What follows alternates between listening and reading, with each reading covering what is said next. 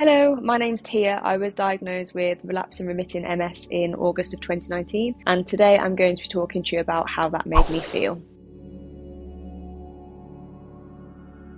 I was diagnosed with relapsing remitting MS when I was 21. Before this point, I wouldn't say I was a normal 20 or 21 or 18-year-old. I didn't really go out that much, didn't really make many memories, didn't really have a large social life, was quite happy just staying in, binge watching Netflix, just going to work, definitely not pushing myself outside of my comfort zone, just quite a quiet life before I was diagnosed.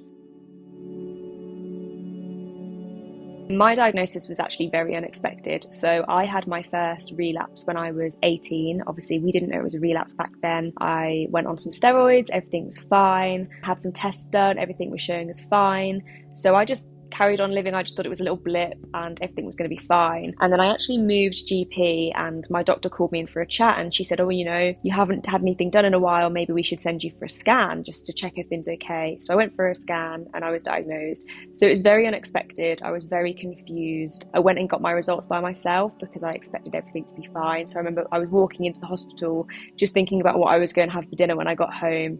And then I walked out of that hospital a very, very different person.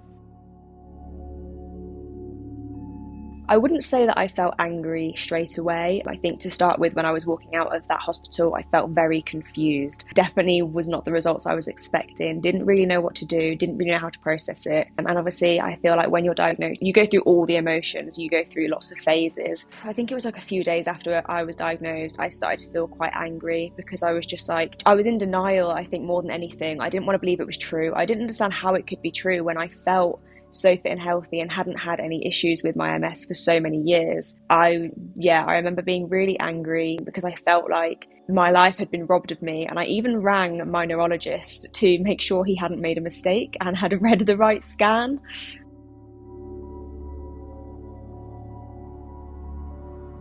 For me, what I did is I just thought, being angry and sad about this situation is fine, but it's not actually going to change anything. Just sitting around feeling sorry for myself just wasn't going to change anything. Obviously, for the first few months, that's all I did, which was fine. I needed that time. But I think then I very quickly switched my mindset and just thought, actually, I'm fit and healthy right now. The reality is that could change at any moment. So it's just booking those holidays, going to the gym, applying for those jobs that you don't think you're ever going to get, surrounding yourself with loved ones, and just, I try and live my life to the full. So if I ever do end up very poorly, I don't look back and think, I wish I did this, I wish I did that, I'll never got to do that. So I definitely just try and make as many memories as I possibly can.